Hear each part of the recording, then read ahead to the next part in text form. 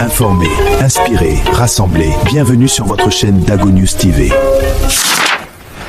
Bonsoir à toutes et à tous. Merci de nous rejoindre pour ce journal. Vous êtes sur Dago News TV, le journal.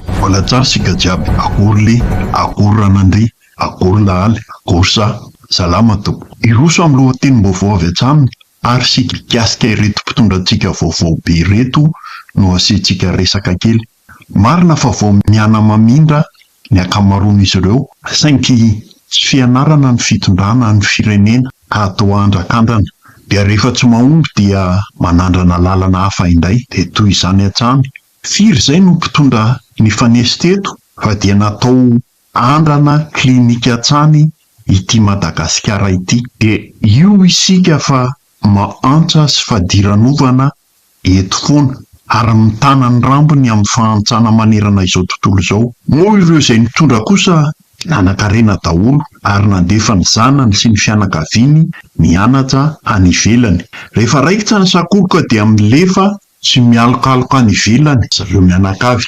Raha malagasy kely mitsongo vohomana kosa dia ny eo ihany no eo. Ny tolo aza ny mahantra sy ny 4 Madagasikaratsika ity anefa dia notahiny zanahary manokana satria dia manan-karena tanteraka saingy olombitsy ary ny mampalahelo dia olona nomentsika fahefana ihany no voky sy mitavana izany harena izany.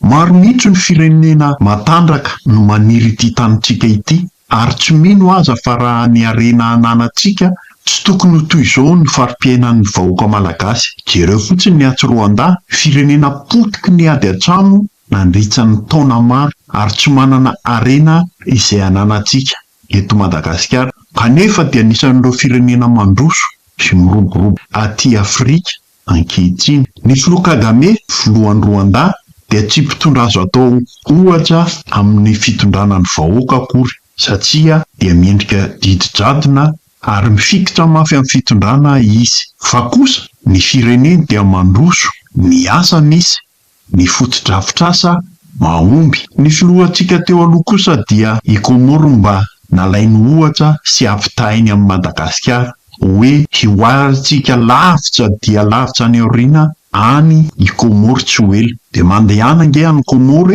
fa miaina tsara sy miadana ny Komorianina mihoatra amin'ny Malagasy amin'ny ankapobeny. Ny Malagasy indray izao no mitady ravinahitra any atoerana kanefa taloha dia ny mifanohitra amin'izany iverina eto amin'ny tontolo politika iainantsika ankehitriny eto Madagasikara isika.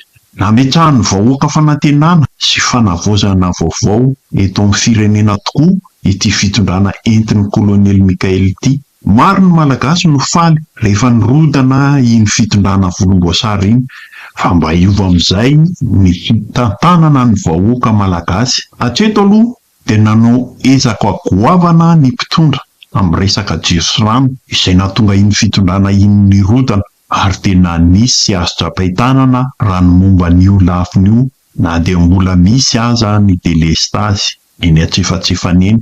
Fa ny tsikaritsa koa dia misy ireo nilaza tamin'izy mbola tsy nitondra fa hanova rafitra tokoa raha izy no eo.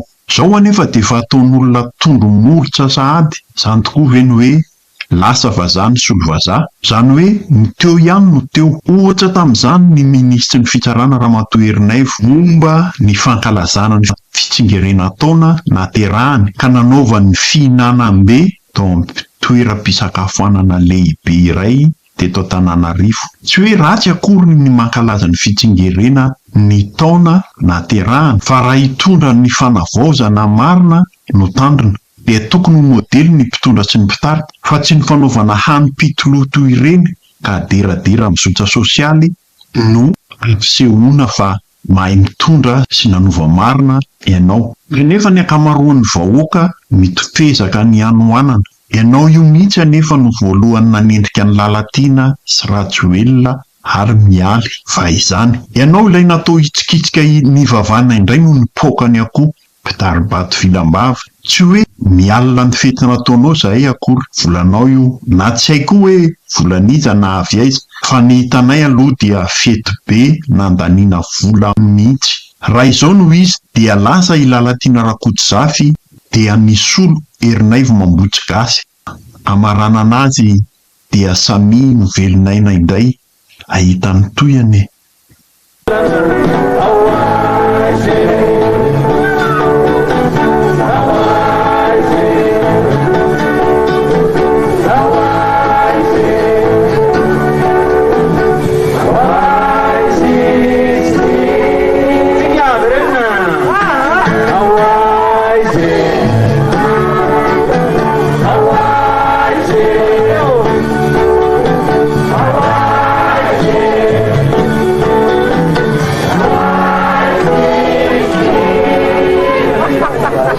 Gaganyolona manodidina tsy mankalavitsony ilehila nanova fietsika sy famindra atonga amin'ny toerana maharangahy